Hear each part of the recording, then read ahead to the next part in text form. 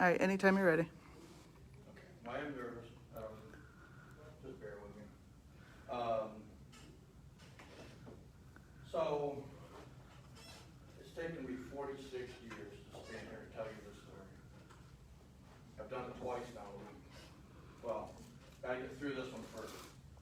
But my story is going to take place when I was 5. And first I'll tell you how I almost died twice in the summer of 1975. 5 years old, I was living with my mom, her boyfriend, my brother, myself, my 3 sisters, in this big, massive gray house. We had 2 people that lived upstairs. I'll get to those 2 in a minute. So, summer of 75, I liked playing outside. I'm only 5 years old. There's not a whole lot you can do, you know. And I played hide and seek with my sister all the time. My mom always said, if you guys play outside, stay on the porch if nobody else is out there with you. So it was just me and my sister Candy playing hide and seek. And she says, I'll go count if you want to hide. Sounds good. Out on the porch, there wasn't many places to really hide. There was a sofa out there, but there was a refrigerator, an old one. And I got the bright idea that I'm going to go hide inside that refrigerator. She's never going to find me in there. And so I get in there. The door automatically shut as soon as I got in there. It was an old-fashioned one. It was like a car door handle. You had to really pull it to open it. I got inside. It shut. Pitch dark. I'm thinking, I guess I figured if I'm in the dark, she's not going to see me. But I could hear everything going on the outside of the refrigerator in the house, which means I heard my sister tell my other sister to sit down, watch TV, watch cartoons. Don't be looking for your brother right now. You guys are too loud. People are trying to sleep in the house. It's still early. And not that I could shoot. I really wanted to try to come find me. So I said, all right, I guess I'll just get out of the refrigerator and go figure out why. Then I realized I couldn't get out. I was stuck in this thing. Well, weeks went by until my brother opened the door finally. Then I found out it was only 10 minutes. But still, it felt like forever in there. And he's like, I was purple in the face. My lips were purple, I was pale. I couldn't speak anymore from all the screaming and hollering. And he says it looked like death was looking at him. That's how bad it was. I just thought I was going to get in deep trouble. Actually, my dad, my stepfather, got in trouble for not taking the door off the refrigerator or spinning it around or something. So that was the first one. The second one came about a month later when I just got in watching a massive storm hit outside. And, it finally went through, and I was like, I'm going to go outside and play. Mom's like, okay, go outside, just be careful. I go out in the driveway, and I was just kind of looking around. I wasn't really paying attention. I was just about ready to step into a mud puddle when somebody grabbed a hold of me. He swung me around. I saw my mom coming out the same time this had happened. He set me down, and then I didn't realize that I was about to step into a mud puddle that had a live telephone wire from up above there laying in it. It was a live wire. I almost stepped in it, would have been killed instantly. And so he saved my life that day. All right, so I got through that. My next part of my story, I told you about those 2 people that lived upstairs. That was my aunt and my uncle. They were not that nice to me growing up. Every night at 6 o'clock, I had to go to their apartment, which was in our house. I had to go to their apartment. I had to give them both a foot rub and a back rub every night. And one night I go in there, I see a red fishing pole over in the corner. But I didn't say nothing because I knew my uncle, he had a temper, and I didn't want to trigger anything. So I just kept my mouth shut, went on to do what I had to do. I give him his foot rub, and he says, you see that pole over there? I actually like that pole. I like that a lot. He goes, well, that's your Aunt Sue's pole. But she thinks about giving it to you, but you got to work for it. I'm like, oh, okay. I figured foot rubs for the rest of my life. Great. Well, he's like, she's in the bedroom if you want to go talk to her about it. So I go in there. Aunt Sue, where are you? I'm over here. I'm on the bed. Sorry, I didn't mean to wake you up. No, it's fine. Come here. She said, and I told her, I said, well, Bud was telling me about the fishing pole that you had, that you got. You're thinking about giving it to me. She says, yes, but you are going to have to work for it if you want it. I said, okay. She opens up the blankets, and she's fully naked. And she tells me I had to get undressed and get to bed with her. And I said, no, I don't want to do that. And she says, if you want that fishing pole, you will. So I did. I got undressed. I got into the bed with her. I won't tell you what I had to do or anything like that, or what was done, but I did have to do sexual things to her, and she did stuff to me. This went on every day for the next 7 years, just in that house. I never got to use the fishing pole. It was an adult fishing pole. It was way too big for me. I never got to use it. And I was 12 years old when my mom, my stepfather, they got a divorce, and my mom's like, we gotta move. So we were moving to Schumansburg, a little white house out there. And I'm thinking, well, this is a much smaller house. Maybe, my uncle won't have to go with us. That'd be great, So day comes when we move. That's my mom, her new boyfriend, me, my brother, my sisters, 2 people that lived upstairs. I could not believe it. But those 2 came with us, and they managed to find a little room upstairs, and that's where they stayed. Everything continued. I had to go up there every night, 6 o'clock, give them the foot rub, the back rubs, and sexual stuff to her. He was the one telling her what to do, and then I had to do it. Or what she had to do it, I had to be a part of it. That was so difficult. Well, one night I go up there, and you had nowhere else to sit but on the bed. You didn't have a choice. I go in there, she's sleeping, and he's waiting for me. I give him a back rub. But when I went in there, I noticed he had a gun on the gun rack, a different gun. And I didn't say nothing because, again, I didn't want to trigger his anger. I just sat down and I gave him this foot rub or whatever. He says, you see that new gun up there? Yeah, I see that. And kind of like that. Because it's a BB gun. I didn't know what a BB gun was. He says, there's a BB gun, and we'll try it out tomorrow in the morning. It's too dark out right now. He says, I'm thinking about giving it to you, but you're going to have to earn it. You got to work for it. I said, okay. I didn't even think what he meant by that, but I did have an idea. But Sue was sleeping, so I didn't know. He told me to go on her side of the bed and get undressed. And so I did. After I said I didn't want to or whatever, because I did not want to do that. But he said, if you want the BB gun, you'll do it. I go over there and I had to perform sexual stuff on her while she was sleeping. And, I didn't want to do it. I felt horrible. But then immediately he starts talking about the gun and going out and using the gun the next day, and how it automatically just made me forget what I did, because I was thinking about what I was going to do with the gun.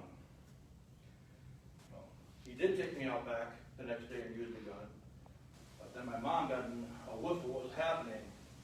She was not happy about it. She took the gun and she says, no, he's not allowed to have a BB gun.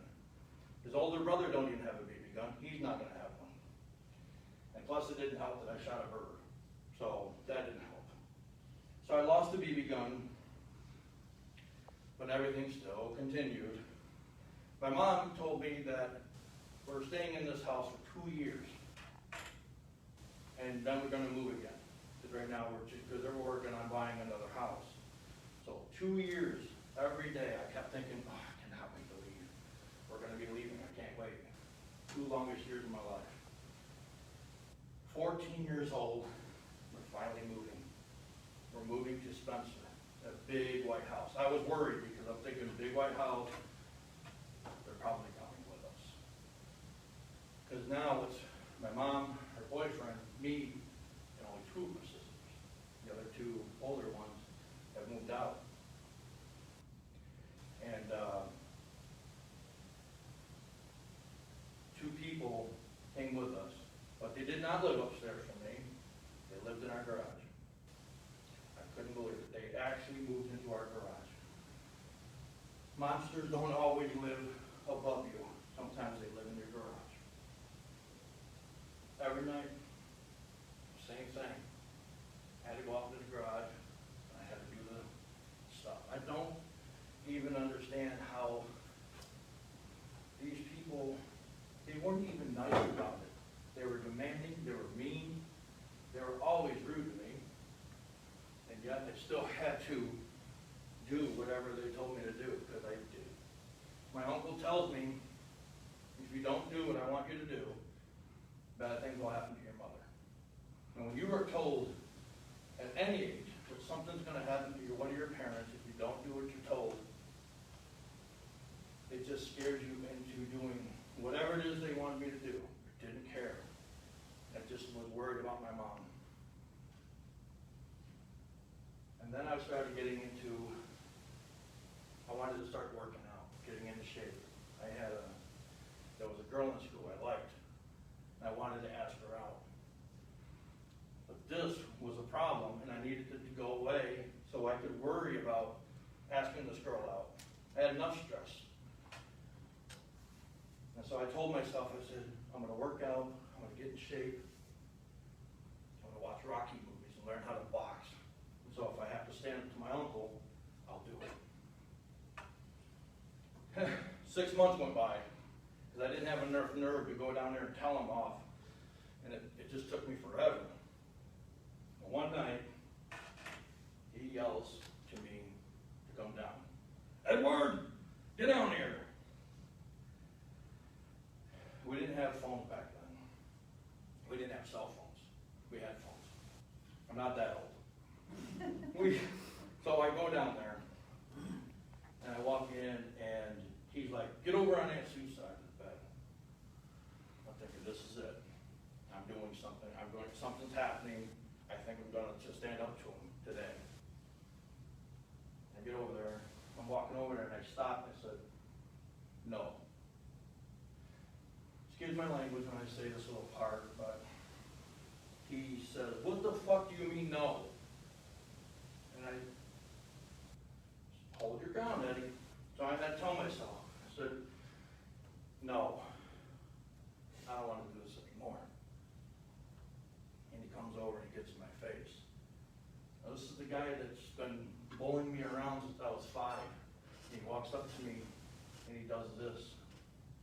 What do you mean, no?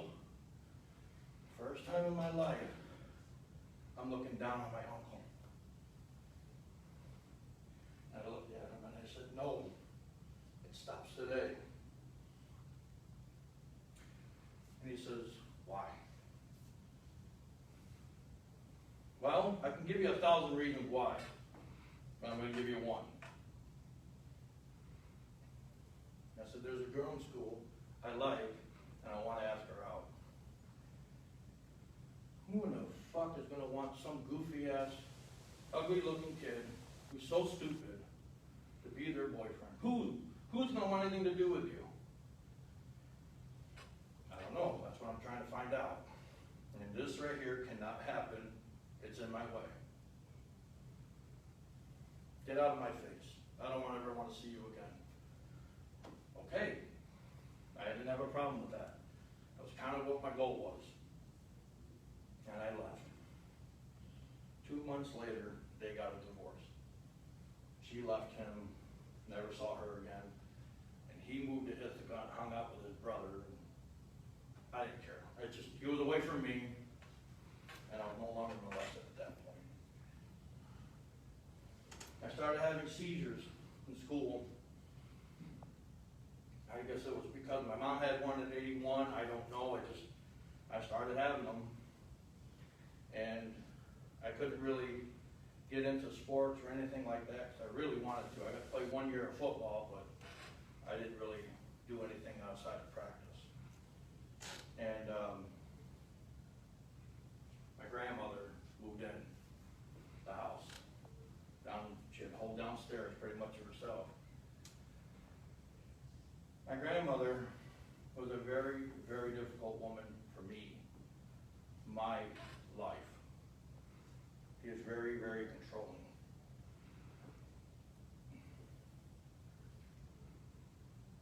I was going to graduate from high school, and I was proud of myself to get to that point after everything I've been through to graduate from high school.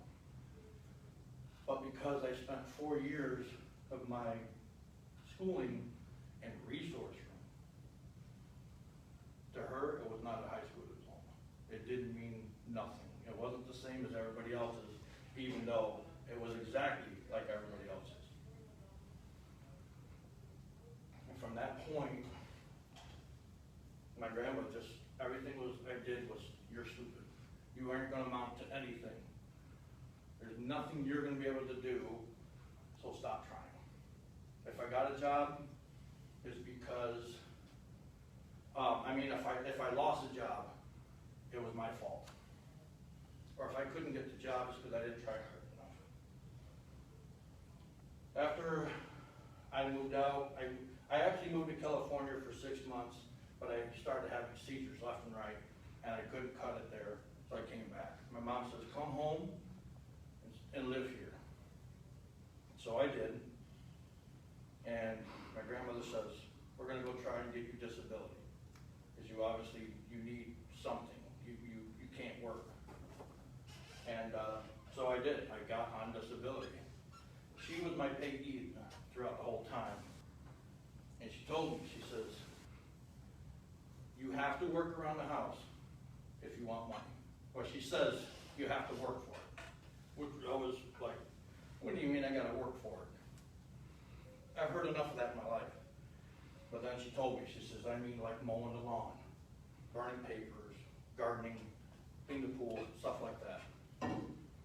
She said, and if you do, you get $25 to $50 a month. That's it. That's an awful lot of work for a little money. But I did it because I figured if nothing else, at least no one's manhandling me, nothing's happening to me. I can do this. I did it for about 6 months, maybe about a year, and then I decided, what if I did go try to get a job? If I can do all this at home, why can't I?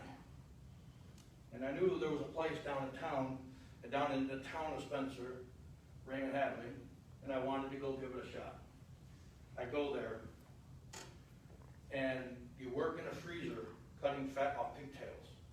I never even heard of it. Didn't even know it was a thing. It was gross. I did it for 3 days. Froze my butt off. I was more worried about cutting my hand off than I was anything.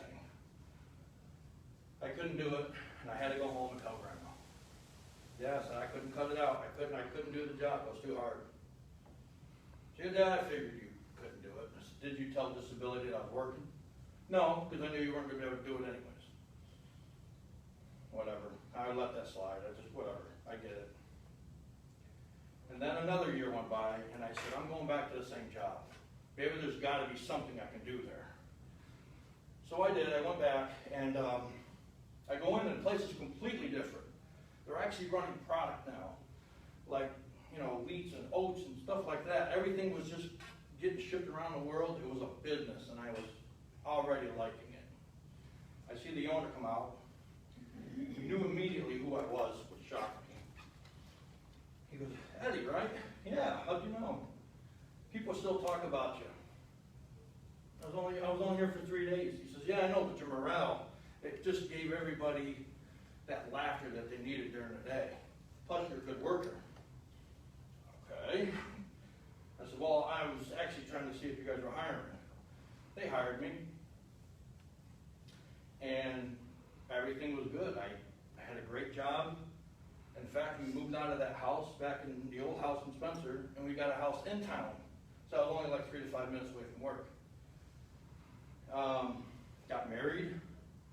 Things were looking really good for me there.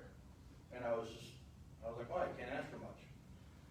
So then we got this little house in Spencer. My grandmother, my mom, they lived upstairs. And I lived down in the basement area. It's all redone and everything. I lived down there with my wife. And I had my job. And things were pretty good. And then we even talked about having a baby. 2002, my daughter's born. Erica Marie Porter. 9 pounds, 1 ounce. She's a beautiful, blue-eyed girl. And I thought, here I am holding my child. I had every kind of abuse adult can throw at someone up to that point. Sexual abuse, verbal abuse, physical abuse, mental abuse. And yet, I'm holding my daughter, feeling almost bulletproof. I felt like a superhero. And nothing can hurt me now, because now I have to protect her. And I have to show all the men that were in my life how you're supposed to treat your kid, any child. But this was mine, and I was going to do my best to protect her. Her mother, Hope, was not the, I don't want to say she was the best mom. She wasn't the best mom. She had no mother instincts at all. She actually had a lot of resentment toward Erica because she wasn't a boy, because that's what she wanted. I'm like, I'm sorry, but it doesn't work that way. You get what you get, and you love it. Simple as that. And we just had a lot of problems because I'm trying to be a dad toward my daughter, and she's getting upset with me because I'm not paying enough attention to her. And I'm not giving the attention that she was always getting. Now it's because Eric's here, I have to try to spread it. You know, get everybody the attention, but it's never enough. 2004, July 15th. I'm laying on our sofa. Erica's right here, jumping up and down, watching her shadow on the wall and laughing. We couldn't sleep. It was a pretty muggy night. It was actually my anniversary, wedding anniversary, but we didn't really give it much thought because, well, everything was, you know, we're just having so many hard times with it. And Erica's like, look, Daddy, my shadow. I said, I see that. It's cute. I said, you do know it is 12:30 in the morning. You might want to relax and maybe get tired so I can go to sleep. And she laughed and she said, okay, Daddy. She went to go sit down on the cushion on the couch. She bounced, fell backwards, and hit her head on the cement floor. I was expecting, I didn't know what to expect. I grabbed a hold of her. I'm looking for bumps on her head. I'm looking for blood. It was nothing. It was just my daughter crying. I held her. She finally calmed down. She took a sip of the juice that I had. She fell asleep on my chest. I put her in her crib. Gave her a kiss, put her in her crib, went upstairs to get ready to come back down. So I had to go upstairs, you know, tell my mom good night and get ready for bed. Come back down. Hope was just standing there looking at Erica with this dumb look on her face. I said, what's wrong? She said, Erica got sick. I said, what are you staring at her for? Go clean her up. No, she got sick. I don't want to go near her. Really? I go in, clean her up. I put my t-shirt on her. I go and lay her down in the bed next to me. I'm trying to talk to her, but she's not responding to anything I'm saying. You could hear her just chest just felt like she was gargling, kind of thing. I said, something's wrong. I yelled up to my mom, because I remember her still being awake. She comes down, she saw Erica, she said, call 911 now. Hope got on the phone, called 911. Fire department lived right across the street, so it only took like 30 seconds for them to get there. Ambulance guy shows up, my friend Donnie shows up, who worked on the squad. The ambulance guy says, whoever is going with us, they need to go now. We don't have much time. I had to make Hope get in the ambulance, not physically, but just telling her, please get in the ambulance, you gotta go with Erica. She wanted to go with me. I said, no, you have to go with your daughter. If you don't go, I'm going. She's like, fine, I'll go. So she went. It was foggy. You couldn't even barely see out there. Donnie says, come on, I'll take you to the hospital. On the way there, we're just about to the hospital. And of course, the arms of an angel decided to come on the radio. I don't know if you ever heard that song, but you can cry doing laundry just listening to that song. I was dying inside. I was so sad. But I had to be positive. I had to be strong. I said, my daughter will be fine. Everything will be fine. I finally get to the hospital. The nurse comes in. Dad and Mom? Yep. They put us in a room outside of a waiting room. It was a different waiting room, I guess. I don't know. We sat there 2 hours before the doctor came in. He comes in. He sits down. He puts his hand on my knee. I said, Dad, we're doing everything we can to keep her alive. We've lost her twice already. And that just hit home. It's like, here I am supposed to be protecting my daughter, and I almost lost her. He says, we got to fly her out of here tonight, now. And we got to fly her out of here, and she can't go to Geisinger House, or she cannot go to Syracuse because there's a storm going on there. They got to bring her to Geisinger Hospital in Dansville, Pennsylvania. Never heard of it. And they were going to go by air, 45 minutes by helicopter, 2 hours by car. And I'm crying. Hope is just rubbing my back, saying it's going to be okay, Dad. That's it. How are you not feeling what I'm feeling? You know, how are you not crying? And just, I couldn't believe it. I asked them if I could see her before she went in the helicopter. They let me see her. And they had her all strapped in and everything.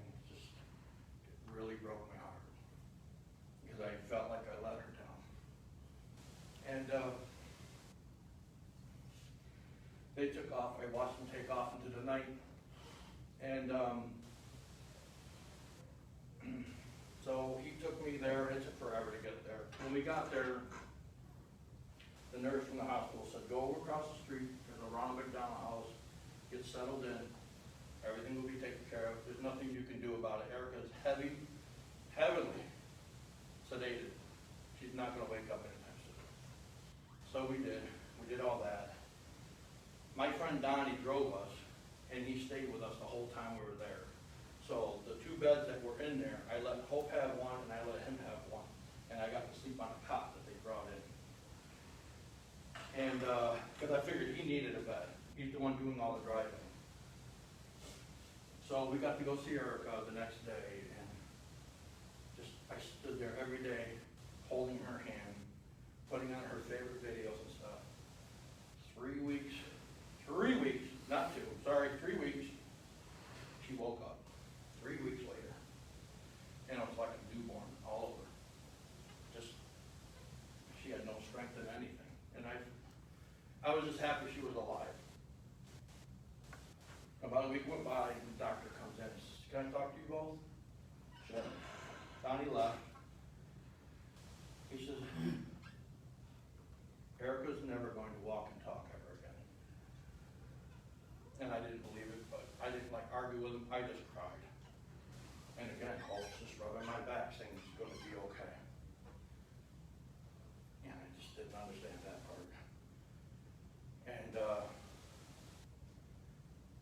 it was hard to know something like that when you just weeks ago, my daughter's jumping up and down and she's happy and she's singing Daddy and everything. And they had to put a feeding tube in her to help her so she would eat, because she couldn't eat anything yet, because she had that thing in her throat. And then they come in and said, Erica's going home today, or Erica's leaving today. I'm thinking home. And they were like, no, she's actually got to go to Syracuse now. She's got to go for rehab. She's got to learn to do everything all over again. That was a punch in the gut. I wasn't ready for that. But we had to make hope, get the ambulance with Erica. They drove from there all the way to Syracuse. That had to be a long drive. They did that. I stopped at the house, told my mom everything, updated her, and then Donnie drove me to Syracuse. And she went through her rehab and stuff like that there. And the nurse comes in. The nurse name's Eddie, spelled the exact same way. And I'm thinking, oh God. And she comes over. She's like, Dad, what's going on? I said, oh, and I told her everything was going on. And she's like, what's up with the mom? I don't know, because she asked Hope if she wanted to stay there in the hospital with Erica. And Hope didn't want to. And I didn't know that. I went in there and said, Hope, you don't want to stay here with Erica. She goes, no, I want to stay with you. I said, God, your daughter in there. You should be staying in there with her, because if you don't, I will. Otherwise, we got to stay at the Sarah Miller house, which Sarah house, I don't know if it was Miller or not, but it was like 3 blocks away in Syracuse, and you had to leave like 2 hours early because it's not the greatest area. They said to be walking around. I wanted to be with Erica, but then finally Hope's like, okay, fine, I'll do it. And I was like, okay, sorry you have to twist your arm. So I was at the Sarah house and everything. And we stayed there for her rehab for a month before we could go back home.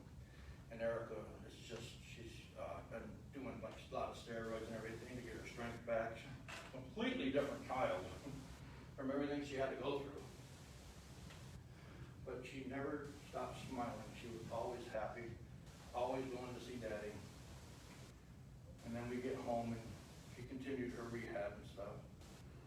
My daughter today is going to be, in a couple months, she's going to be 19 years old.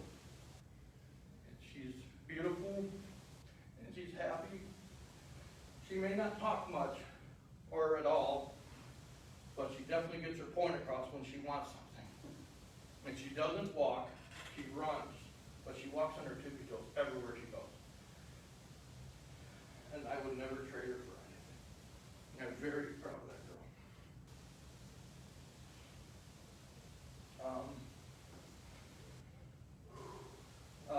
I don't know if I left anything out so far,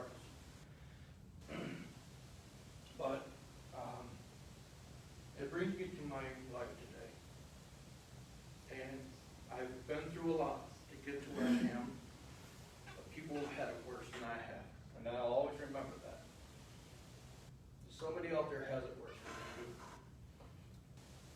I have Rhonda, I have my 3 girls, we have our 3 pets, and life is pretty damn good. And I only try to make other than my family happy. It's those 2 people upstairs that I try to make happy now. My mom and God.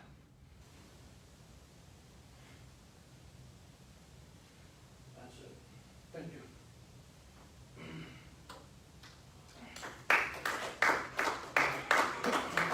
I may have gotten that a little bit too fast. Well, we can open it up to Q&A. You got time. So if you do have any questions, absolutely. And that includes those, just for those who can hear me, those live on Facebook. If you have questions, put them in the chat and I'll read those out. We can start with those in the room, though, if there's any questions. No? Okay. Oh, Well, Wayne. oh, go for it. I guess I'm just wondering, the word that keeps coming to mind when I think about you and your story is resilience. And, a lot of what you've gone through would make people feel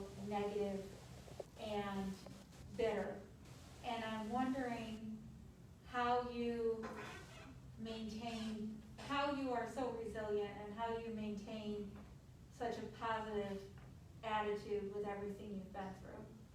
Well, because of my education, I guess you could say, I have to answer it the only way I know how. Uh-huh. When I feel, when somebody's being negative to me and how it makes me feel, compared to if I talk to somebody and make them laugh, that's the feeling I want everyone to feel when they're around me. The complete opposite of what I had to go through my whole life. I didn't have somebody to tell my story to until now. I didn't have somebody to go to and say, would you please help me? I need help at home. I didn't have anyone. The only person that would listen was the one I was trying to protect, my mom. So if I could make somebody laugh, feel good, tell them a joke, or just be a dork around them, that's all I care about. I just want them to feel like, wow, I really felt good around him. I felt like I was wanted. I never got that before. So I try to feel, I try to avoid the negative feelings. I've had those. I know what those feel like. And I don't want to put them on somebody else. We all we're all in this world together, and for whatever time we have, I want to make the best of it. So that's kind of how I try to go about it. I just want everybody to feel good, and even if they're not around me, but when they're around me, I want them to feel like you're important, that you matter. Like there's no it's easy to feel negative and put somebody down. Try to make them feel good for once. They could be going through what I went through, and they don't want to tell their story because they're afraid. And maybe for once I can help someone. God, I've never got to do that before. That'd be kind of cool. But on the other hand, that maybe they don't have a story. Maybe they did go through that, which is even better. That's really what it matters, is that their life is good. That's all I really care about. I don't want somebody to have to go through this.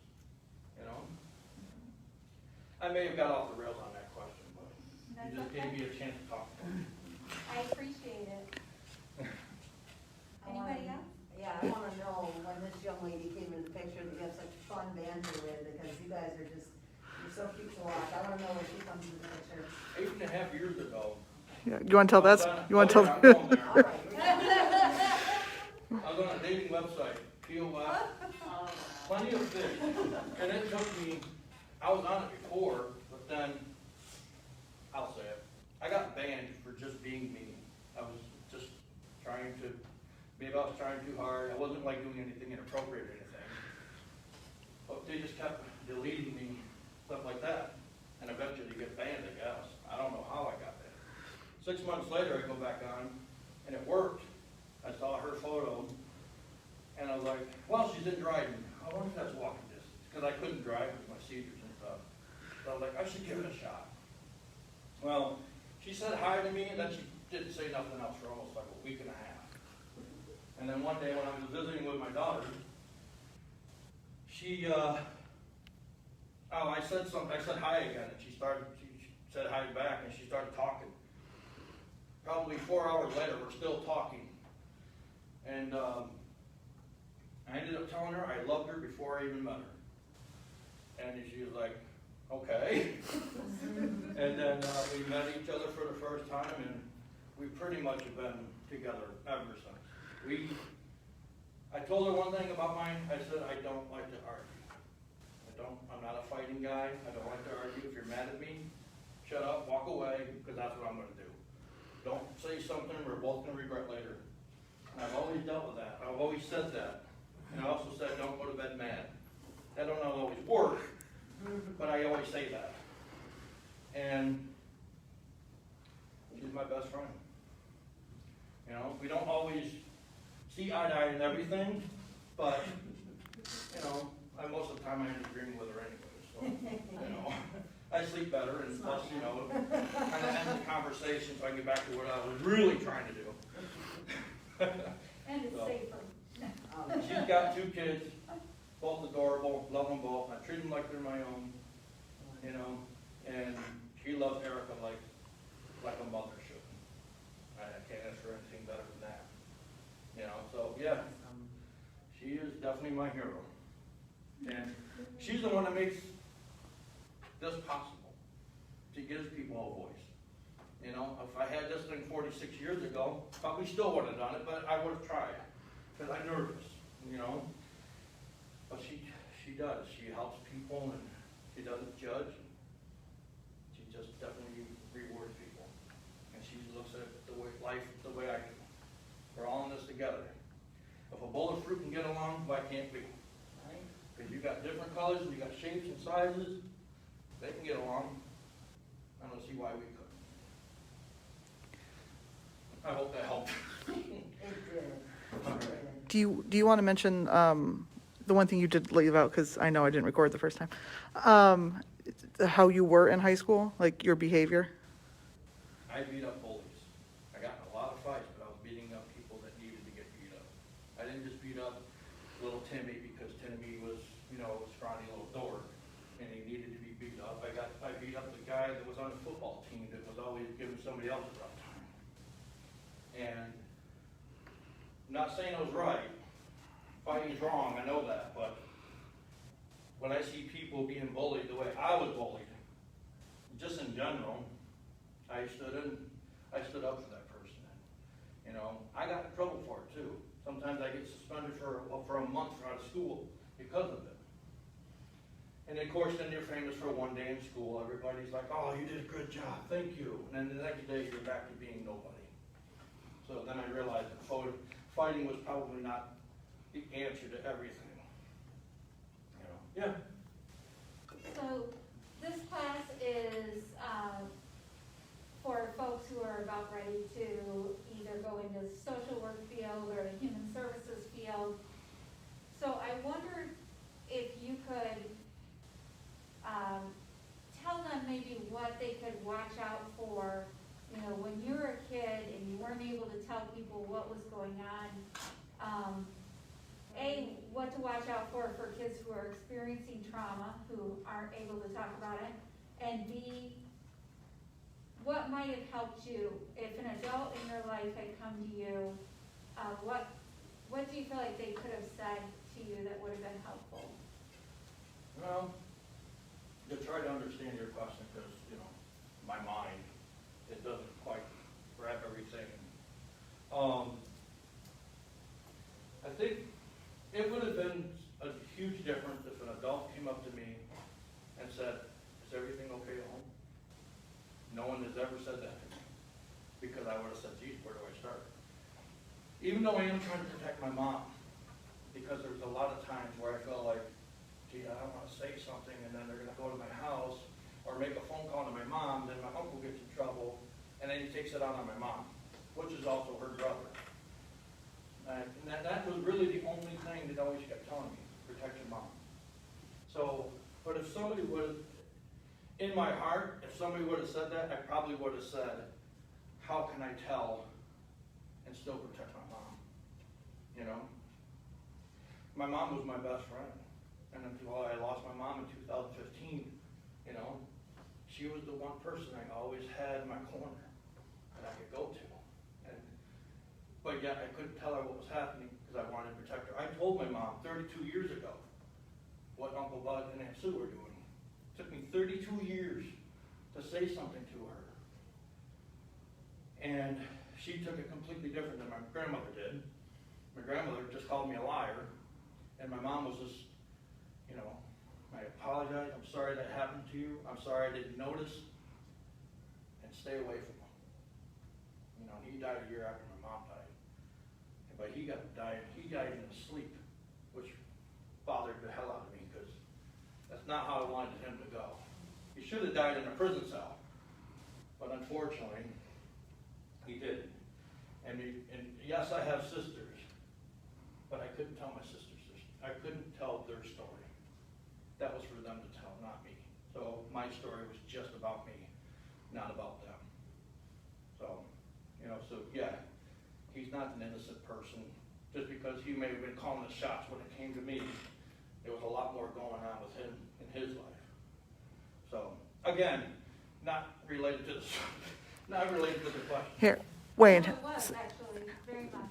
what could people have noticed? I think that's one of the things Patty was trying to get at. What could people have noticed about you that maybe would have, I was very much alone by myself. I spent a lot of time by myself, and maybe that's one reason why I talk to myself all the time now, is because I did it a lot when I was a kid.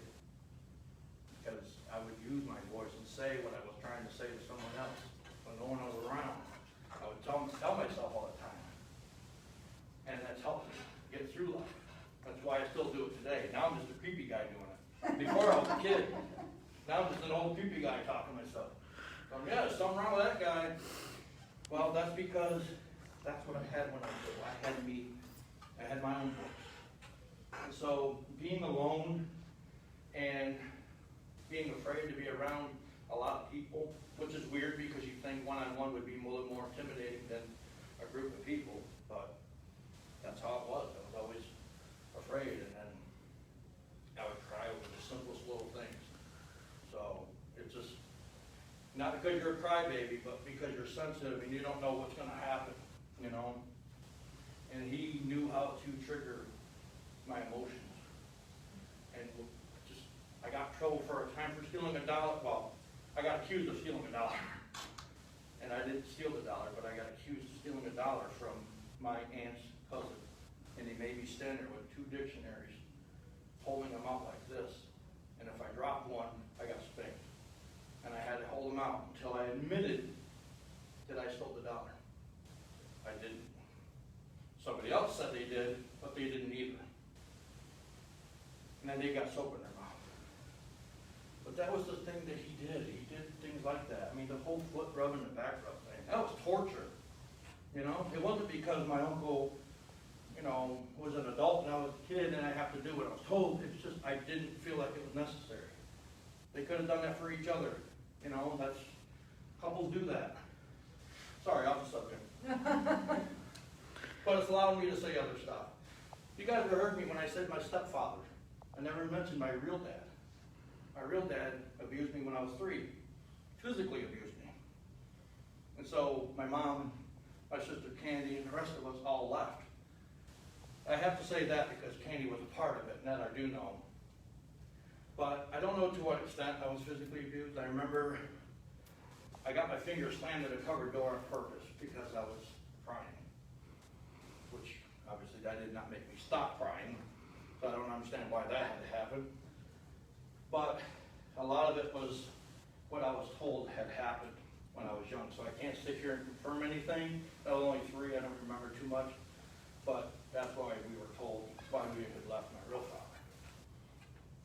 So, anything else before my chest explodes? this is not a medical class, they can't help you. And only other thing I can think of is, I'm just trying to think of what you said the first time, about the lack of financial means you had as a child. Oh, we were poor. I put the poor in poorer. That's how poor we were. We had to live off government cheese, powdered eggs. You are never hungry enough for powdered eggs, people. They are the worst thing. They don't even have much of a flavor. I don't know why they're gross, but they don't go with nothing. It's just nasty. And if we wanted a meal, sometimes we had to go fishing at the local pond just to catch anything, as if we caught anything, so we could have some kind of food. My mom never worked. She took care of 5 kids. My stepfather worked in an auto service kind of thing or whatever. And so it was just very difficult living there. I remember one of my bedrooms didn't have a window in it. It had a window, but one of the windows or whatever was busted out. So winter, I'd have snow on my floor. But my room was also in the dryer room, where the laundry room was. And so we had to run the dryer once in a while just to kind of get some heat back into the room. It was a very, very tough childhood. If we didn't have heat in the house, we'd have to turn our gas stove on and then open the door just to have the heat come out so we could have that until we put in a wood stove. So yeah, I was very, very poor when I was growing up. And I don't really have any regret as far as that goes, because you kind of learn from it. Of course, now, You know, I'm like, where are the good steaks?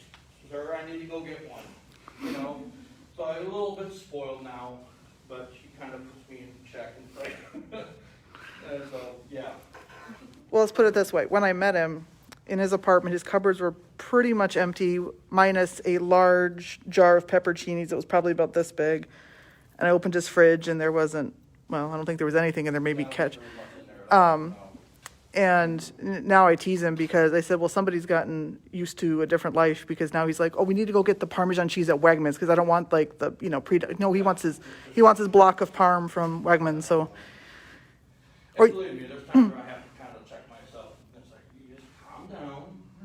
You know, it's not gonna go anywhere. When you're a kid, you got five kids in the house, you're kind of fighting over whatever's there. If you don't get it, my brother was gonna get it all. So. You can yeah. give them your tomato soup recipe.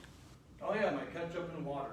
That was my homemade soup. That's what I made for myself. Sometimes you put an onion in it, got crazy, you know? But it was good. It was good until I actually had soup. Then I realized how horrible it was. But I didn't complain. I didn't complain at all. And there was something else, but I got very bad memories. I don't know. Ketchup is a fix-all. I will say that when my kids and I were super poor, I remember I rolled up some pasta and put ketchup on it and told them it was, a fancy spaghetti sauce. So you do what you gotta do, That right? sounds all right. Yeah, absolutely. And we did. I had cereal with water because we didn't have milk. We had milk, it was powdered milk, but, you know, back then we didn't care for it. So it was like water with my cereal. It wasn't the best idea, but it filled my stomach up. Got through the night. Yeah. And sometimes I would actually go to bed with a bottle of hot water, or like one of those pads you put on your ear and you fill them up with hot water, and just so you can have that warmth in bed with you, because it was so cold in the house sometimes, which was also haunted. But that's a whole different story. Yeah. That's for the next talk. Yeah, for the next one. And leave it to her. I probably would have another one. Any other questions? Anybody online? Yeah, go ahead. Okay. No, I was just gonna say, well, first of all, I appreciate you sharing your story. What was it in your life, or how long ago did you decide to share your story? Her, because she was doing Behind the Mask, and I got to hear so many, sorry, I'll go back over. Thank you. I got to hear so many other stories from so other people, and it just inspired me to go, yeah, I probably should tell my story, you know? And she's like, it's up to you, it's your call. I said, all right, well, let me get my story straight first, because that's the big thing. I don't want to go up there and go, and, I wanted to actually have my story laid out in here, so I could tell it. Because it's like you said, 46 years or whatever before I had a chance to tell my story. Now I've said it twice in a week. So, yeah, she's the inspiration. She's also a know-it-all and a bossy person. But I wouldn't be standing here right now if she wasn't. Because I probably would have caved in and said, no, I can't do it. Because she didn't hit the record button last time, just so everybody knows. Are we recording? Yes. Okay. Oops. So, yeah. So, yeah, and I'm glad she made me tell my story. As hard as it is. Not really hard to tell. It's more standing in front of people and stuff like that. Other than that, it's not that bad. It's just a little unnerving. But you guys are here to hear my story, and that's all it means to me. It means the world to me that you guys wanted to hear my story. So I thank you very much for that. It means a lot to me. Now I can go home, walk my dog, and talk to myself. Yeah. Well, I have to say, with the technology these days, if you see people talking to themselves in public, you never know if they're actually talking to I themselves fell or for if that they a have couple a times. Bluetooth in. And in fact, I even played that off once. Yeah? Because I had my headphones in, and I heard someone was walking, I didn't realize they were coming toward me, and I was talking to myself. And I took my other one out and acted like I was talking. So yeah, I'll be home in a minute, so then you can give me a call, okay? All right, thanks. And I played it off. Wait till they're out of the hearing range, and then he's like, anyways, that was close. And you apologize to yourself for the breaking communication?